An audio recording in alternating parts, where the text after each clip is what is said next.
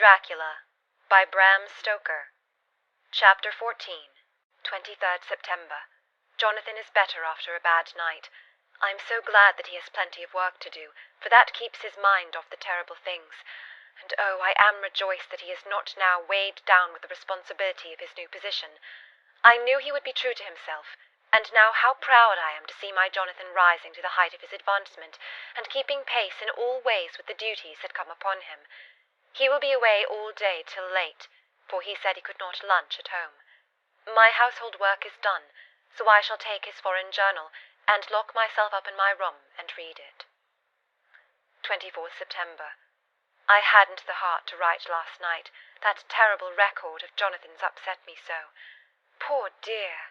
How he must have suffered, whether it be true or only imagination. I wonder if there is any truth in it at all. Did he get his brain fever and then write all those terrible things, or had he some cause for it all? I suppose I shall never know, for I dare not open the subject to him.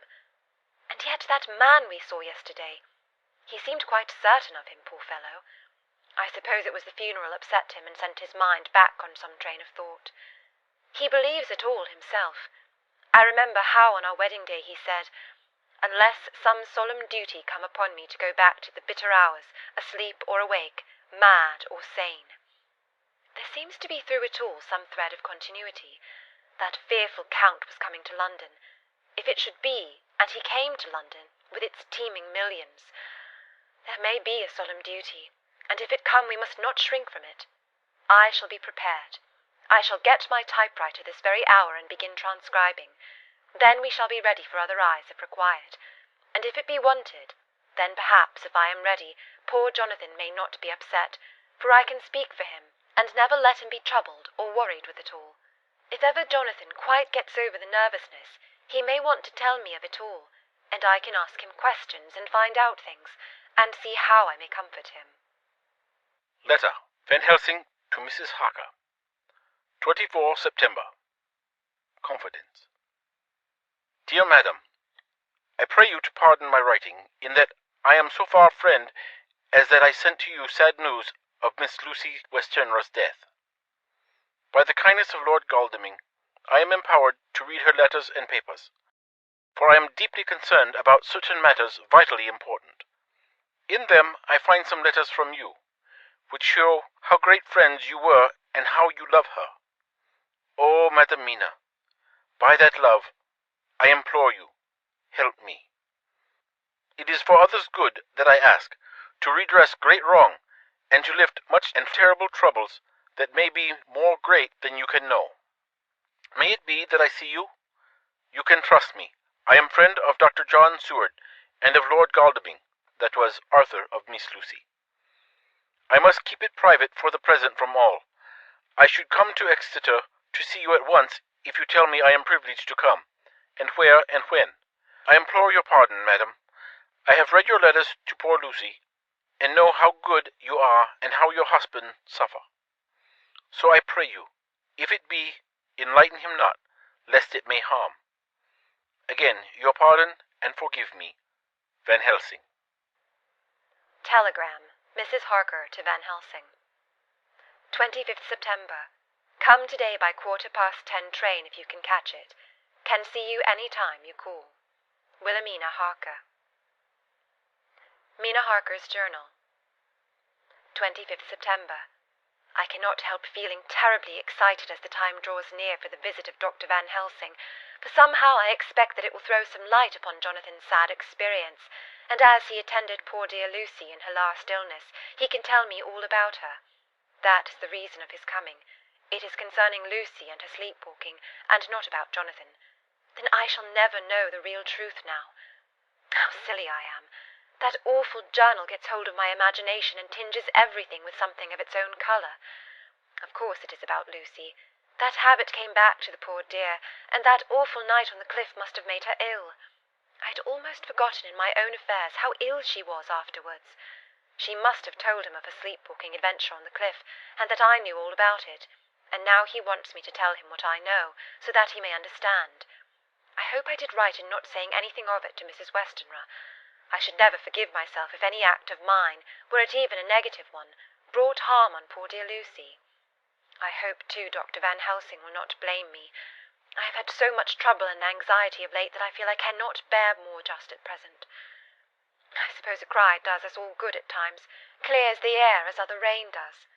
Perhaps it was reading the journal yesterday that upset me, and then Jonathan went away this morning to stay away from me a whole day and night, the first time we have been parted since our marriage. I do hope the dear fellow will take care of himself, and that nothing will occur to upset him. It is 2:00, and the doctor will be here soon now. I shall say nothing of Jonathan's journal unless he asks me. I am so glad I have typewritten out my own journal, so that in case he asks about Lucy I can hand it to him. It will save much questioning. Later. He has come and gone. Oh, what a strange meeting, and how it all makes my head whirl round. I feel like one in a dream. Can it be all possible, or even a part of it? If I had not read Jonathan's journal first, I should never have accepted even such a possibility. Ah, poor dear Jonathan! How he must have suffered! Please the good God all this may not upset him again. I shall try to save him from it. But it may be even a consolation and a help to him, terrible though it be and awful in its consequences, to know for certain that his eyes and ears and brain did not deceive him, and that it is all true. It may be that it is the doubt which haunts him, that when the doubt is removed, no matter which, waking or dreaming, may prove the truth, he will be more satisfied and better able to bear the shock. Dr. Van Helsing must be a good man as well as a clever one, if he is Arthur's friend and Dr. Seward's, and if they brought him all the way from Holland to look after Lucy. I feel from having seen him that he is good and kind and of a noble nature. When he comes tomorrow I shall ask him about Jonathan. And then, please God, all this sorrow and anxiety may lead to a good end. I used to think I would like to practice interviewing. Jonathan's friend on the Exeter News told him that memory is everything in such work, that you must be able to put down exactly almost every word spoken, even if you had to refine some of it afterwards. Here was a rare interview. I shall try to record it verbatim. It was 2:30 when the knock came. I took my courage à deux mains and waited. In a few minutes Mary opened the door and announced Dr. Van Helsing.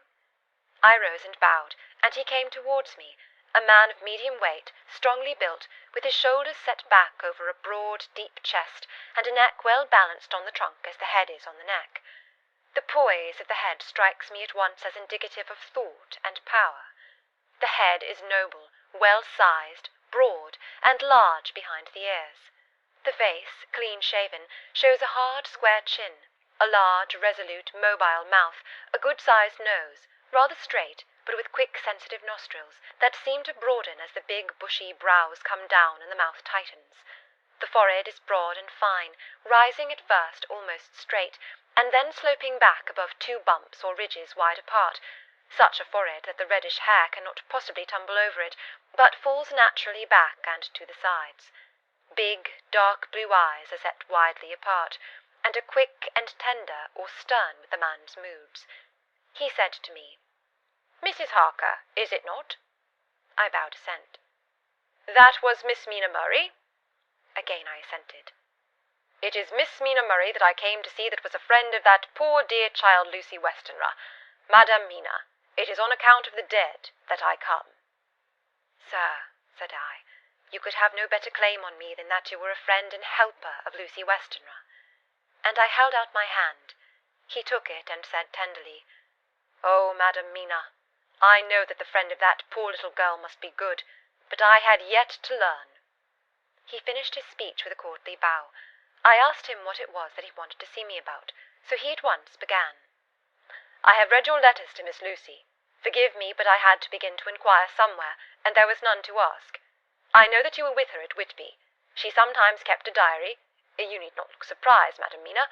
It was begun after you had left, and was an imitation of you, and in that diary she traces by inference certain things to a sleepwalking in which she puts down that you saved her.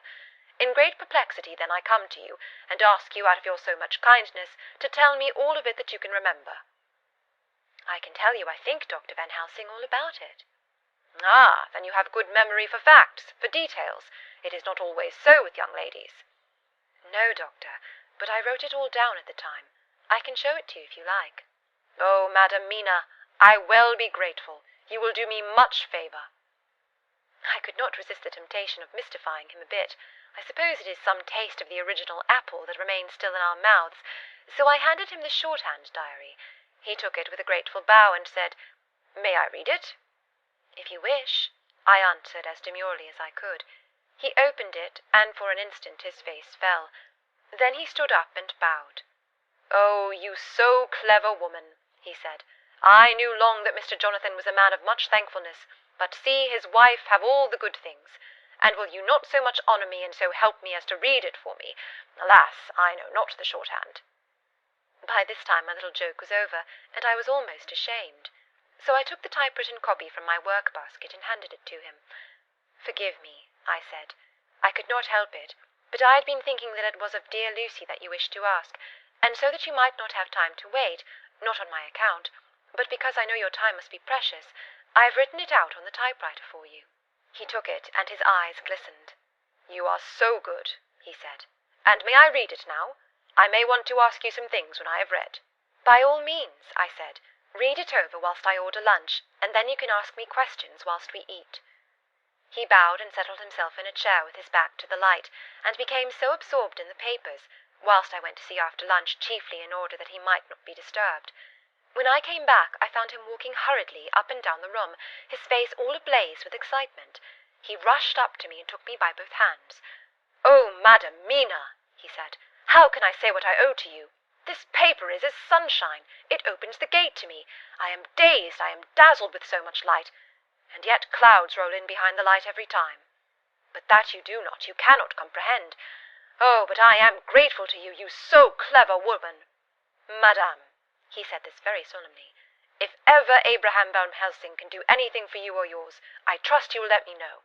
It will be pleasure and delight if I may serve you as a friend, but all I have ever learned, all I can ever do shall be for you and those you love. There are darknesses in life, and there are lights. You are one of the lights. You will live a happy life and a good life, and your husband will be blessed in you." "But, Doctor, you praise me too much, and you do not know me." "Not know you? I, who am old and who have studied all my life men and women, I who have made my specialty the brain and all that belongs to him, and all that follow from him. And I have read your diary that you have so goodly written for me, and which breathes out truth in every line. I who have read your so sweet letter to poor Lucy of your marriage and your trust, not know you. Oh, Madam Mina, good women tell all their lives, and by day and by hour and by minute such things that angels can read. And we men who wish to know have in us something of angels' eyes. Your husband is noble nature, and you are noble too. For you trust, and trust cannot be where there is mean nature. And your husband, tell me of him. Is he quite well? Is all that fever gone, and is he strong and hearty?" I saw here an opening to ask him about Jonathan, so I said, "He was almost recovered, but he has been greatly upset by Mr. Hawkins's death." He interrupted. "Oh, yes, I know, I have read your last 2 letters. I went on. "I suppose this upset him, for when we were in town on Thursday last, he had a sort of shock." "A shock? And after brain fever so soon? That is not good. What kind of shock was it?" "He thought he saw someone who recalled something terrible, something which led to his brain fever." And here the whole thing seemed to overwhelm me in a rush. The pity for Jonathan, the horror which he experienced, the whole fearful mystery of his diary, and the fear that has been brooding over me all since, all came in a tumult. I suppose I was hysterical, for I threw myself on my knees and held up my hands to him, and implored him to make my husband well again. He took my hands and raised me up and made me sit on the sofa, and sat by me. He held my hand in his, and said to me with, oh, such infinite sweetness, "My life is a barren and lonely one, and so full of work that I have not had much time for friendships. But since I have been summoned to here by my friend John Seward, I have known so many good people and seen such nobility that I feel more than ever, and it has grown with my advancing years, the loneliness of my life. Believe me, then, that I come here full of respect for you, and you have given me hope. Hope, not in what I am seeking of, but that there are good women still left to make life happy, good women, whose lives and whose truths may make good lesson for the children that are to be. I am glad that I may be here of some use to you. For if your husband suffer, he suffer within the range of my study and experience. I promise you that I will gladly do all for him that I can, all to make his life strong and manly, and your life a happy one." Now you must eat. You are overwrought and perhaps over-anxious. Husband Jonathan would not like to see you so pale, and what he like not where he love is not to his good. Therefore for his sake you must eat and smile. You have told me about Lucy, and so now we shall not speak of it, lest it distress. I shall stay in Exeter tonight, for I want to think much over what you have told me, and when I have thought I will ask you questions, if I may. And then, too, you will tell me of husband Jonathan's trouble so far as you can, but not yet. You must eat now. Afterwards you shall tell me all. After lunch, when we went back to the drawing-room, he said to me, "And now, tell me all about him." When it came to speaking to this great learned man, I began to fear that he would think me a weak fool, and Jonathan a madman. That journal is all so strange, and I hesitated to go on. But he was so sweet and kind, and he had promised to help, and I trusted him. So I said, "Dr. Van Helsing, what I have to tell you is so queer that you must not laugh at me or at my husband. I have been since yesterday in a sort of fever of doubt. You must be kind to me, and not think me foolish that I have even half believed some very strange things." He reassured me by his manner as well as his words when he said, "Oh, my dear, if you only know how strange is the matter regarding which I am here, it is you who would laugh. I have learned not to think little of anyone's belief, no matter how strange it may be. I have tried to keep an open mind, and it is not the ordinary things of life that could close it, but the strange things, the extraordinary things, the things that make one doubt if they be mad or sane." "Oh, thank you 1,000 times. You have taken a weight off my mind. If you will let me, I shall give you a paper to read. It is long, but I have typewritten it out. It will tell you my trouble and Jonathan's. It is the copy of his journal when abroad, and all that happened. I dare not say anything of it. You will read for yourself and judge. And then when I see you, perhaps, you'll be very kind and tell me what you think." "I promise," he said as I gave him the papers. "I shall in the morning, as soon as I can, come to see you and your husband, if I may." "Jonathan will be here at 11:30, and you must come to lunch with us and see him then. You could catch the quick 3:34 train, which will leave you at Paddington before 8. He was surprised at my knowledge of the trains offhand, but he does not know that I have made up all the trains to and from Exeter, so that I may help Jonathan in case he is in a hurry. So he took the papers with him and went away, and I sit here thinking, I don't know what. Letter, by hand, Van Helsing to Mrs. Harker. 25 September, 6 o'clock. Dear Madam Mina, I have read your husband's so wonderful diary. You may sleep without doubt. Strange and terrible as it is true. I will pledge my life on it. It may be worse for others, but for him and you there is no dread. He is a noble fellow, and let me tell you from experience of men, that one who would do as he did in going down that wall and into that room, and going a second time, is not one to be injured in permanence by shock. His brain and his heart are all right. This I swear, before I have even seen him. So be at rest. I shall have much to ask him of other things. I am blessed that today I come to see you, for I have learned all at once so much that again I am dazzled more than ever, and I must think. Yours, the most faithful, Abraham Van Helsing. Letter, Mrs. Harker to Van Helsing. 25th September, 6:30 p.m. My dear Dr. Van Helsing, 1,000 thanks for your kind letter, which has taken a great weight off my mind. And yet if it be true, what terrible things there are in the world, and what an awful thing if that man, that monster, be really in London. Oh, I fear to think. I have this moment, whilst writing, had a wire from Jonathan, saying that he leaves by the 6:25 tonight from Launceston, and will be here at 10:18, so that I shall have no fear tonight. Will you, therefore, instead of lunching with us, please come to breakfast at 8 o'clock, if this be not too early for you? You can get away if you are in a hurry by the 10:30 train, which will bring you to Paddington by 2:35. Do not answer this, as I shall take it that, if I do not hear, you will come to breakfast. Believe me, your faithful and grateful friend, Mina Harker. Jonathan Harker's Journal. 26 September. I thought never to write in this diary again, but the time has come. When I got home last night, Mina had supper ready, and when we had supped she told me of Van Helsing's visit, and of her having given him the 2 diaries copied out, and of how anxious she has been about me. She showed me in the doctor's letter that all I wrote down was true. It seems to have made a new man of me. It was the doubt as to the reality of the whole thing that knocked me over. I felt impotent, and in the dark, and distrustful. But now that I know, I am not afraid even of the Count. He has succeeded, after all, then, in his design in getting to London, and it was he I saw. He has got younger, and how?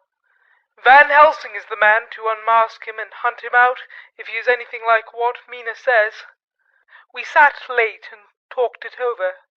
Mina is dressing, and I shall call at the hotel in a few minutes and bring him over. He was, I think, surprised to see me. When I came into the room where he was and introduced myself, he took me by the shoulder and turned my face round to the light and said, after a sharp scrutiny, "But Madam Mina told me you were ill, that you had had a shock." It was so funny to hear my wife called Madam Mina by this kindly, strong-faced old man. I smiled and said, "I was ill, I have had a shock, but you have cured me already." "And how?" "By your letter to Mina last night.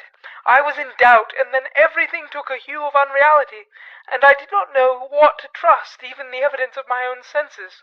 Not knowing what to trust, I did not know what to do, and so had only to keep on working in what had hitherto been the groove of my life.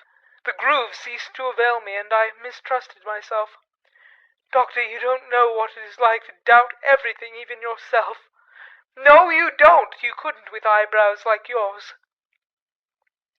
He seemed pleased and laughed as he said, "So, you are a physiognomist. I learn more here with each hour.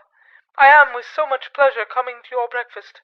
And, oh, sir, you will pardon praise from an old man, but you are blessed in your wife." I would listen to him go on praising Mina for a day, so I simply nodded and stood silent. "She is one of God's women, fashioned by his own hand to show us men and other women that there is a heaven where we can enter, and that its light can be here on earth. So true, so sweet, so noble, so little an egoist, and that, let me tell you, is much in this age, so sceptical and selfish. And you, sir, I have read all the letters to poor Miss Mina, and some of them speak of you, so I know you since some days, from the knowing of others, but I have seen your true self since last night. You will give me your hand, will you not? And let us be friends for all our lives." We shook hands, and he was so earnest and so kind that it made me quite choky. "And now," he said, "may I ask you for some more help? I have a great task to do, and at the beginning it is to know. You can help me here. Can you tell me what went before your going to Transylvania? Later on I may ask more help, and of a different kind, but at first this will do."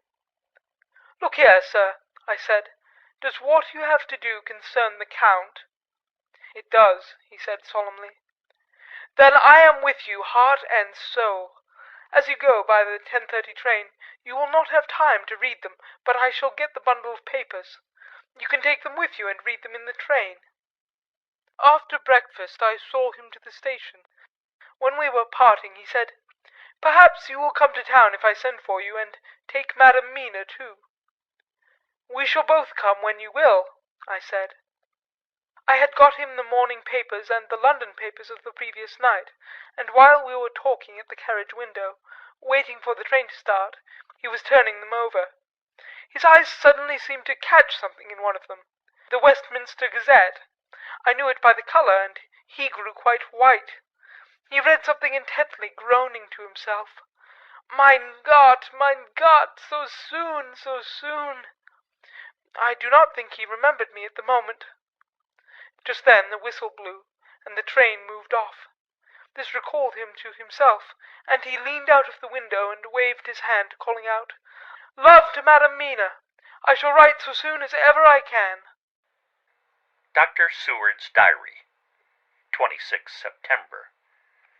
Truly there is no such thing as finality. Not a week since I said finis, and yet here I am starting fresh again, or rather going on with the record. Until this afternoon I had no cause to think of what is done. Renfield had become, to all intents, as sane as he ever was. He was already well ahead with his fly business, and he had just started in the spider line also, so he had not been of any trouble to me. I had a letter from Arthur, written on Sunday, and from it I gather that he is bearing up wonderfully well. Quincy Morris is with him, and that is much of a help, for he himself is a bubbling well of good spirits. Quincy wrote me a line too, and from him I hear that Arthur is beginning to recover something of his old buoyancy. So as to them, all my mind is at rest. As for myself, I was settling down to my work with enthusiasm, which I used to have for it, so that I might fairly have said that the wound which poor Lucy left on me was becoming cicatrized. Everything is, however, now reopened, and what is to be the end, God only knows. I have an idea that Van Helsing thinks he knows, too, but he will only let out enough at a time to whet curiosity. He went to Exeter yesterday, and stayed there all night. Today he came back, and almost bounded into the room at about 5:30, and thrust last night's Westminster Gazette into my hand. "What do you think of that?" he asked as he stood back and folded his arms. I looked over the paper, for I really did not know what he meant, but he took it from me and pointed out a paragraph about children being decoyed away at Hampstead. It did not convey much to me until I reached a passage where it described small puncture wounds on their throats. An idea struck me, and I looked up. "Well," he said, "it is like poor Lucy's. And what do you make of it?" "Simply that there is some cause in common. Whatever it was that injured her has injured them." I did not quite understand his answer. "That is true, indirectly, but not directly." "How do you mean, Professor?" I asked.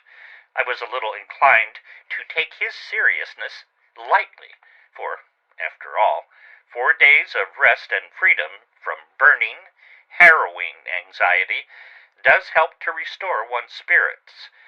But when I saw his face, it sobered me. Never, even in the midst of our despair about poor Lucy, had he looked more stern. "Tell me," I said. "I can hazard no opinion. I do not know what to think, and I have no data on which to found a conjecture." "Do you mean to tell me, friend John, that you have no suspicion as to what poor Lucy died of, not after all the hints given, not only by events, but by me? Of nervous prostration following a great loss or waste of blood. And how was the blood lost or wasted?" I shook my head. He stepped over and sat down beside me, and went on. "You are a clever man, friend John. You reason well, and your wit is bold, but you are too prejudiced. You do not let your eyes see, nor your ears hear, and that which is outside your daily life is not of account to you. Do you not think that there are things which you cannot understand, and yet which are? That some people see things that others cannot? But there are some things, old and new, which must not be contemplated by men's eyes, because they know, or think they know, some things which other men have told them. It is the fault of our science that it wants to explain all, and if it explain not, then it says there is nothing to explain. But yet we see around us every day the growth of new beliefs, which think themselves new, and which are yet but the old, which pretend to be young, like the fine ladies at the opera. I suppose now you do not believe in corporeal transference. No, nor in materialization. No, nor in astral bodies. No, nor in the reading of thought. No, nor in hypnotism. Yes, I said, Charcot has proved that pretty well. He smiled as he went on. Then you are satisfied as to it, yes, and of course then you understand how it acts, and can follow the mind of the great Charcot, alas that he is no more, into the very soul of the patient that he influenced. No? Then, friend John, am I to take it that you simply accept fact, and are satisfied to let, from premise to conclusion, be a blank? No? Then tell me, for I am a student of the brain, how you accept hypnotism and reject the thought reading. Let me tell you, my friend, that there are things done today in electrical science which would have been deemed unholy by the very man who discovered electricity, who would themselves not so long before been burned as wizards. There are always mysteries in life. Why was it that Methuselah lived 900 years, and old Parr 169, and yet that poor Lucy, with 4 men's blood in her poor veins, could not live even 1 day? For had she lived 1 more day, we could save her. Do you know all the mystery of life and death?